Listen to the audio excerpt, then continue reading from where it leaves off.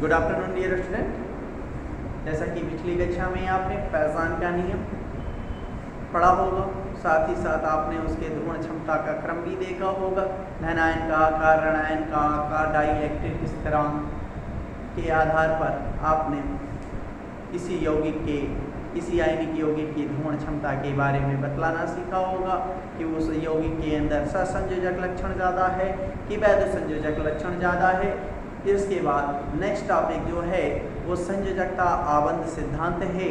संयोजकता आबंध सिद्धांत कैसे बता कि दो परमाणुओं के मध्य साझेदारी का बंध कैसे बना तो वो यौगिक अस्थायी होगा, कैसे पता चला, कैसे बना, एकल बंध कैसे, द्विबंध कैसे, त्रिबंध। तो इसकी प्रकृति की व्याख्या के लिए सर्वप्रथम हाइटलर तथा लंदन ने 1927 में एक संयोजकता आबंध सिद्धांत का प्रतिपादन किया, जिसको BBT वैलेंस बॉन्ड थ्योरी कहते हो। अब इसका विकसित व संशोधित स्वरूप का प्रतिपादन पॉलिंग तथा स्लेटर ने किया। पॉलिंग तथा स्लेटर और हाइटलर तथा लंदन के किए गए योगदान के बारे में हम लोग पढ़ते हैं। उन्होंने बतलाया कि सहसंयोजक आबंध का निर्माण किस प्रकार होता है। तो उसमें कुछ पॉइंट्स हैं, तो उन पॉइंट्स को हम लोग कंसीडर करते हैं, पढ़ते हैं। पहला कहता है जब दो परमाणु एक दूसरे के निकट आते हैं, जब दो परमाणु एक दूसरे के निकट आते हैं तो उनके कक्षकों के मध्य जो बाह्य कक्षक होती हैं, बाहरी कक्षक होती हैं, उनके मध्य अतिव्यापन होता है, जिसके परिणाम स्वरूप एक सहसंयोजक आबंध का निर्माण होता है। पहला पॉइंट फिर से समझिए, दो परमाणुओं के पास आने पर उनके बाह्य कक्षकों के मध्य अतिव्यापन होता है, ओवरलैपिंग होता है, जिसके परिणाम स्वरूप एक सहसंयोजक आबंध का निर्माण होता है। कैसे होगा वो भी हम आपको बताएंगे। कहता है अतिव्यापन में केवल वही कक्षक भाग लेंगे जिसमें अयुग्मित इलेक्ट्रॉन होंगे, जिसमें युग्मित इलेक्ट्रॉन उपस्थित होंगे वह अतिव्यापन में भाग नहीं लेंगे। मतलब अतिव्यापन के लिए परमाणु कक्षक का आधा भरा होना निश्चित बताया गया है। मतलब अयुग्मित इलेक्ट्रॉन वाले परमाणु कक्षक ही अतिव्यापन में भाग लेते हैं, युग्मित इलेक्ट्रॉन वाले कक्षक अतिव्यापन में भाग नहीं लेते। तीसरा पॉइंट कहता है अतिव्यापन तभी संभव होता है जब अयुग्मित इलेक्ट्रॉन वाले जो कक्षक हैं उसमें जो इलेक्ट्रॉन हो उनका चक्रण एक दूसरे के विपरीत होता है। मतलब एक में प्लस हाफ है तो दूसरे में माइनस हाफ होना चाहिए इलेक्ट्रॉन का चक्रण, जिसको आपने स्पिन क्वांटम नंबर चक्रण क्वांटम संख्या में सीखा होगा। ये क्लॉकवाइज मूवमेंट कर रहा है तो दूसरे कक्षक में जो इलेक्ट्रॉन होगा वो भी आधा भरा हुआ, वो भी क्या उसके विपरीत, इसमें क्लॉकवाइज तो उसमें एंटी क्लॉकवाइज, ताकि उनके मध्य क्या हो, आकर्षण बल उत्पन्न हो और वो अतिव्यापन करे। बात करता है चौथा पॉइंट, विपरीत चक्रण वाले अयुग्मित इलेक्ट्रॉन वाले कक्षकों के अतिव्यापन के फलस्वरूप ऊर्जा जो निकलती है वही उसके अस्थायित्व का प्रदान करती है, उसकी अस्थायी संरचना प्राप्त, जिसके कारण वो यौगिक या अणु क्या हो जाता है, अस्थायी संरचना प्राप्त कर लेता है। लेकिन यदि यही समान चक्रण वाले इलेक्ट्रॉन, मतलब इसमें भी क्लॉकवाइज चक्रण करने वाला इलेक्ट्रॉन हो और उस दूसरे वाले जो आधा भरा हुआ परमाणु कक्षक है उसमें भी आधा चक्रण, मतलब आधा भरा हुआ हो और उसमें भी क्लॉकवाइज इलेक्ट्रॉन चक्रण वाला हो, तो दोनों के मध्य यदि आप अतिव्यापन कराते हो तो प्लस प्लस को क्या करेगा, प्रतिकर्षित करेगा। तो यहाँ पे अट्रैक्शन नहीं होगा, रिपल्सन होगा। तो रिपल्सन के परिणाम स्वरूप हम सहसंयोजक आबंध की बात नहीं कर पाते, मतलब जिसके कारण बंध नहीं बन पाता। लिखा मैंने विपरीत चक्रण वाले अयुग्मित इलेक्ट्रॉन वाले कक्षकों के अतिव्यापन के फलस्वरूप ऊर्जा निकलती है और अस्थायी संरचना प्राप्त हो जाती है, जबकि समान चक्रण करने वाले अयुग्मित इलेक्ट्रॉन वाले कक्षकों के अतिव्यापन के फलस्वरूप यदि अतिव्यापन हो तो अतिव्यापन नहीं होता, क्या हो जाता है, कक्षकों में अतिव्यापन आप कराने जाओगे तो क्या हो जाएगा, प्रतिकर्षण होता है, जिसके फलस्वरूप बंध का निर्माण नहीं होता है। बात करता है जो पांचवा पॉइंट कि जब दो कक्षकों के मध्य अतिव्यापन के फलस्वरूप एक नए बंध कक्षक का निर्माण होता है, बॉन्ड कहते हैं इसको, बॉन्ड ऑर्बिटल का निर्माण होता है। हम सबको बात करेंगे एग्जाम्पल में भी, बंध किसी भी आबंध की सहसंयोजक बंध की बात कर रहा हूँ किसी सहसंयोजक बंध की शक्ति अतिव्यापन की सीमा पर निर्भर करती है, अर्थात जितना अधिक अतिव्यापन होगा उतना मजबूत बंध बनेगा या होगा। नंबर अगला, यदि किसी परमाणु कक्षक में एक से अधिक इलेक्ट्रॉन अयुग्मित इलेक्ट्रॉन उपस्थित हैं और यदि अतिव्यापन होता है तो बहुबंध बनने की परिकल्पना आ जाती है, मतलब एक से अधिक बंध। यदि एक एक इलेक्ट्रॉन का अतिव्यापन होता है तो सिंगल बंध, यदि दो दो इलेक्ट्रॉन का अतिव्यापन होता है तो द्विबंध, और तीन तीन इलेक्ट्रॉनों का अतिव्यापन होता है तो त्रिबंध बनने की संभावना बढ़ जाती है। जो अतिव्यापन होता है वो दो तरह से होता है, एक head on to head on overlapping होती है, सिरों से सिरों का अतिव्यापन होता है, दूसरा पार्श्व अतिव्यापन होता है। दोनों अतिव्यापन की बात हम करेंगे। सिरों से सिरों के अतिव्यापन के फलस्वरूप सिग्मा बंध बनता है और पार्श्व अतिव्यापन के मध्य सदैव पाई बंध बनता है। जो सिग्मा बंध होता है वो मजबूत बंध होता है, जबकि पाई बंध कमजोर बंध होता है सिग्मा बंध की तुलना में। बात करेंगे उस पर भी। और लास्ट बात करता है अतिव्यापन से निर्मित अणु में संगठक परमाणुओं की पहचान अक्षुण्य रहती है, मतलब यदि दो परमाणु ये एक दूसरे से जुड़ जाएंगे तो वो घटक परमाणु के क्या गुणधर्म था वो पता नहीं चलेगा, एक नया अणु बन जाएगा, उसका एक गुणधर्म हो जाएगा। बात करता है लास्ट सहसंयोजक बंध की प्रकृति कैसी होती है, दिशात्मक होती है, अर्थात जितने भी सहसंयोजक अणु होते हैं उनकी निश्चित आकृति एवं ज्यामिति होती है। और आप इसी में आप बंधन ऊर्जा की भी बात कर सकते हो। बंधन ऊर्जा की भी बात यहाँ पे की जा सकती है कि जब कक्षकों के मध्य आधे भरे हुए कक्षकों के मध्य आकर्षण होता है तो आकर्षण दो कारणों से हो सकता है।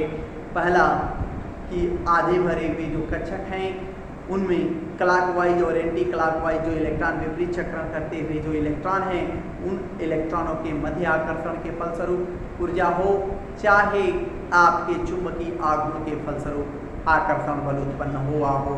तो दोनों के मध्य जो बात करेंगे तो बंधन ऊर्जा की तो दो तरफ से हम उसके स्थायित्व की बात कर सकते हैं। एक क्लॉकवाइज एंटी क्लॉकवाइज विपरीत चक्रण करते हुए इलेक्ट्रॉनों के आकर्षण की बात करेंगे, दूसरा हम बात करेंगे क्या जो इलेक्ट्रॉन हैं उनके मध्य चुंबकीय आघूर्ण के फलस्वरूप आकर्षण उत्पन्न हो। अब कहता है कि सर जी सारा आपने बता दिया, पूरे 7, 8, 9 पॉइंट और 10वां पॉइंट बंधन ऊर्जा के बारे में बतलाया। इससे आपको क्या कॉन्सेप्ट निकालते, कैसे अतिव्यापन होता है उसको समझाएं, तो ध्यान से देखिएगा हमारी तरफ। अतिव्यापन की बात करते हैं, कहता है हाइड्रोजन परमाणु है, हाइड्रोजन परमाणु के बाहरी कक्षा में कितने इलेक्ट्रॉन, एक इलेक्ट्रॉन। दूसरा वाला हाइड्रोजन परमाणु है उसमें भी कितने बाहरी कक्षा में एक इलेक्ट्रॉन होते हैं।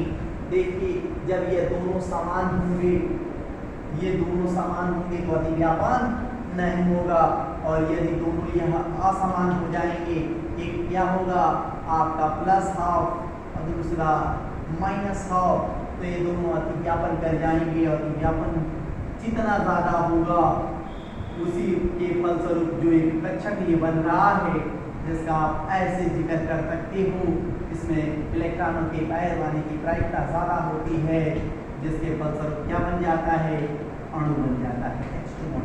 इसमें आपके जो समान परमाणु में जो हमने 9वां पॉइंट 8वां पॉइंट बताया था, यदि दोनों अतिव्यापन करते हैं तो घटक परमाणुओं का जो पहचान होती है वो अक्षुण्य होती है, छिप जाती है। ध्यान से देखेंगे आप। तो कहता है कि सर जी और बतलाइए, तो कहता है कि अब आप समझिए कि अतिव्यापन होता कैसे। ये तो है अतिव्यापन, यहाँ अतिव्यापन हमने कराया।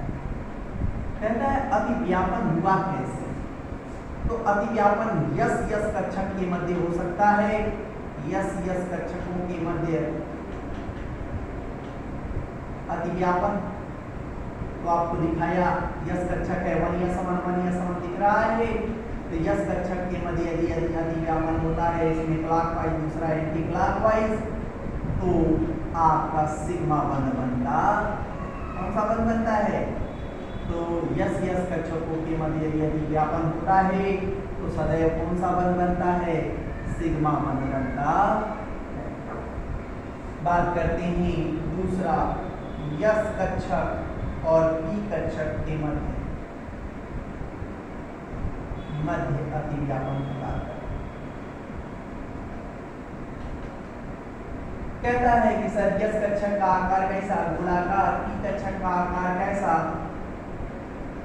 डमरू के आकार का होता है। यदि इसमें क्लॉकवाइज होगा तो इसमें एंटी क्लॉकवाइज होगा, तभी अतिव्यापन होगा। ये क्लॉकवाइज, ये भी क्लॉकवाइज, तो अतिव्यापन नहीं होगा। और देखिए ध्यान से, अतिव्यापन हो गया, यहाँ पर इलेक्ट्रॉन आ गया, कौन सा बंध बनेगा? सिग्मा बंध बनेगा। इसको कह सकते हो, ये वाला कक्षक दोनों जब जुड़ जाते हैं अतिव्यापन होता है तो एक नया कक्षक बनता है जिसको बंध कक्षक बोलते हैं। लीजिए आपका बंध कक्षक का निर्माण, जिसमें इलेक्ट्रॉन के पाए जाने की प्रायिकता ज्यादा। तीसरा, ध्यान से देखिए, हम सिग्मा बंध बनने की प्रायिकता पर जा रहे हैं, हम सिग्मा बंध बना रहे हैं। जब 0 से 0 का अतिव्यापन होता है तो सदैव क्या बनता है? सिग्मा बंध बनता है। तो यहाँ सब हम क्या पढ़ रहे हैं? 0 से 0 का अतिव्यापन। अंग्रेजी में पढ़ देंगे केवल एक लाइन में, head on to head on overlapping, head on to head on overlapping.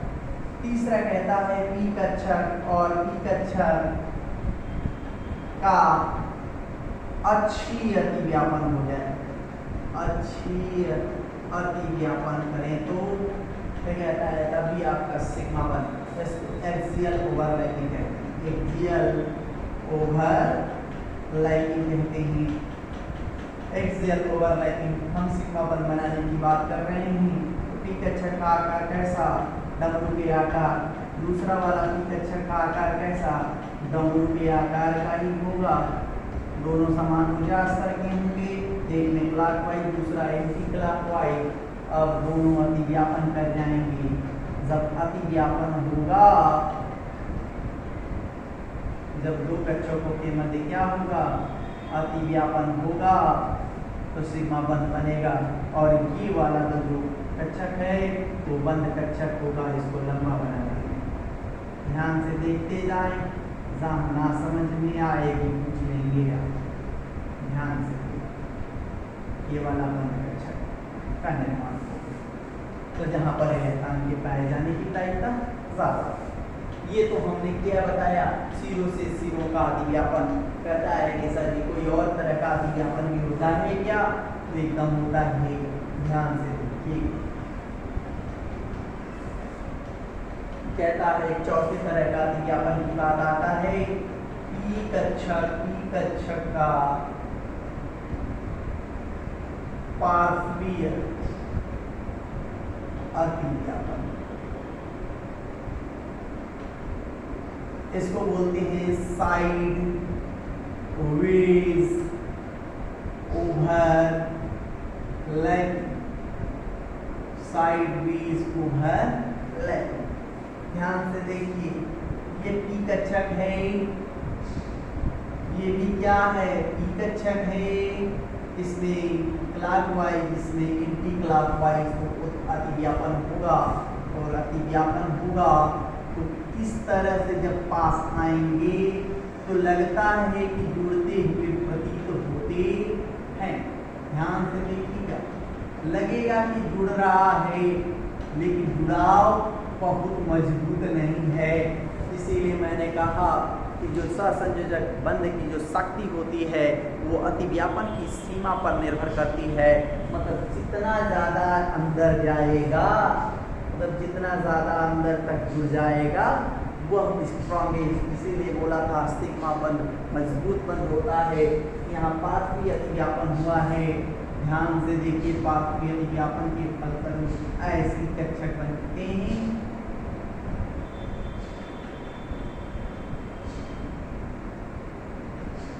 ये नोड्स हैं और यहाँ पर इलेक्ट्रॉन के पाए जाने की प्रायिकता होगी, चाहे यहाँ तो कहता है इस तरह का अतिव्यापन क्या कहलाता है, पार्श्वीय अतिव्यापन कहलाता है।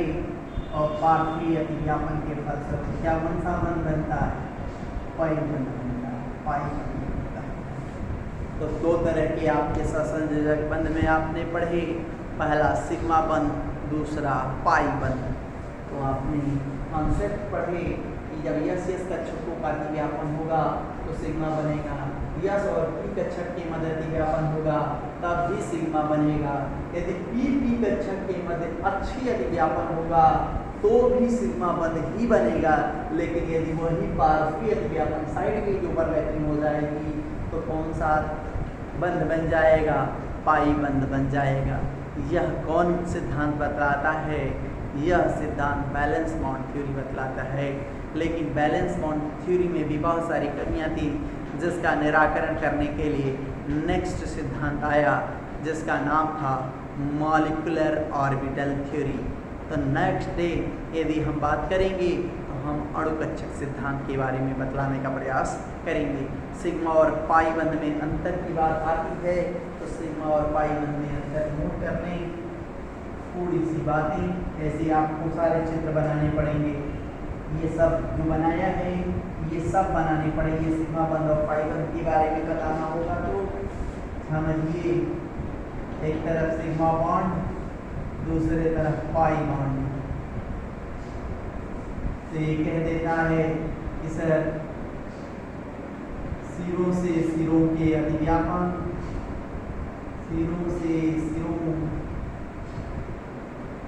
के मध्य अतिव्यापन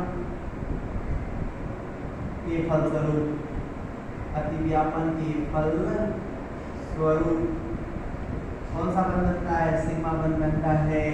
ये कह देता है पार्श्वीय अतिव्यापन के मध्य कक्षकों के मध्य आधे भरे हुए, इसका जिक्र रखेंगे आप, और आधे भरे हुए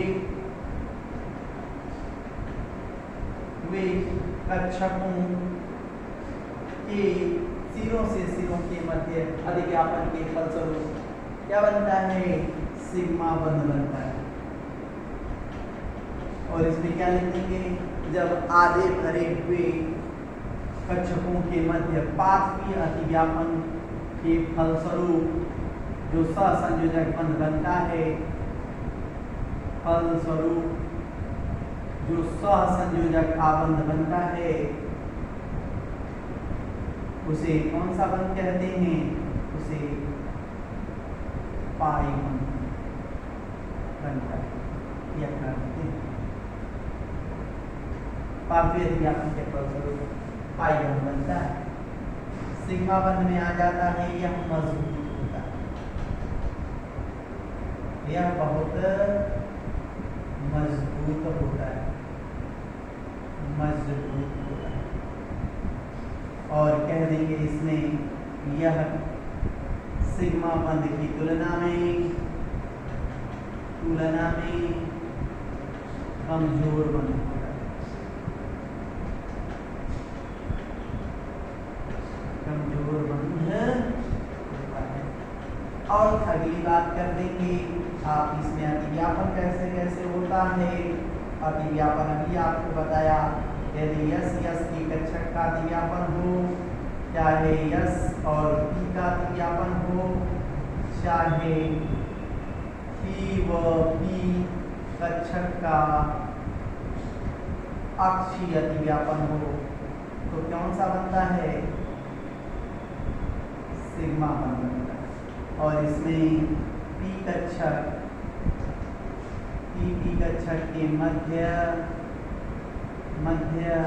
पार्श्वीय अतिव्यापन के फलस्वरूप पाई बंध बनता है। इतना लिख देंगे और चित्र बना देंगे, सिग्मा और पाई बंध क्या हो जाएगा, तब हो जाएगा। बात हम नाउ नेक्स्ट डे करेंगे मॉलिक्यूलर ऑर्बिटल थ्योरी के बारे में। आज के लिए इतना ही, धन्यवाद।